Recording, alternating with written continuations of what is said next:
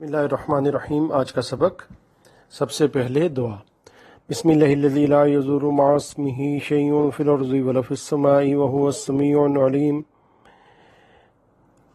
اس اللہ کے نام سے کام شروع کرتا ہوں جس کے نام کے ساتھ کوئی چیز بھی زر نہیں پہنچاتی، نہ زمین میں اور نہ آسمان میں، اور وہ تو بندوں کی دعائیں خوب سننے والا، خوب جاننے والا ہے۔ اس دعا کی فضیلت، رسول مقبول صلی اللہ علیہ وآلہ وسلم نے فرمایا، جو کوئی صبح و شام تین بار اس کو پڑھے گا، اس سے کوئی نقصان نہ پہنچے گا، یعنی نظر بد اور جادو وغیرہ کے اثرات دور کرنے کے لیے مجرب ہے یہ۔ آج کی حدیث، دنیا کی مثال۔ نبی کریم صلی اللہ علیہ وآلہ وسلم نے ارشاد فرمایا، رسول اللہ صلی اللہ علیہ وسلم ایک چٹائی پر سوئے، پھر اٹھے تو آپ علیہ الصلوۃ والسلام کے بدن مبارک میں چٹائی کا نشان ہو گیا تھا۔ حضرت ابن مسعود رضی اللہ تعالیٰ عنہ نے عرض کیا، یا رسول اللہ صلی اللہ علیہ وآلہ وسلم، آپ ہم کو اجازت دیجیے کہ ہم آپ کے لیے بستر بچھا دیں اور بستر بنا دیں۔ آپ علیہ الصلوۃ والسلام نے فرمایا، مجھ کو دنیا سے کیا واسطہ، میری اور دنیا کی تو ایسی مثال ہے جیسے کوئی سوار چلتے چلتے کسی درخت کے نیچے سایہ لینے کو ٹھہر جاوے، پھر اس کو چھوڑ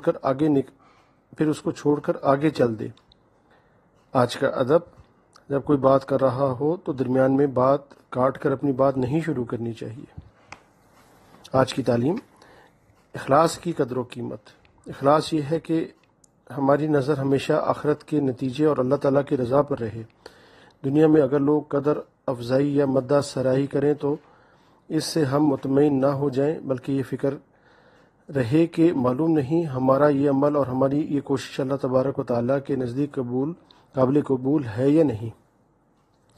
اسی طرح لوگوں کی مذمت اور مخالفت سے ہم ناراض اور بددل نہ ہوں، اور یہ سمجھیں کہ اگر ہمارا اللہ ہم سے راضی ہو جائے تو چاہے پوری مخلوق ناراض ہو جائے، ہم کامیاب ہیں۔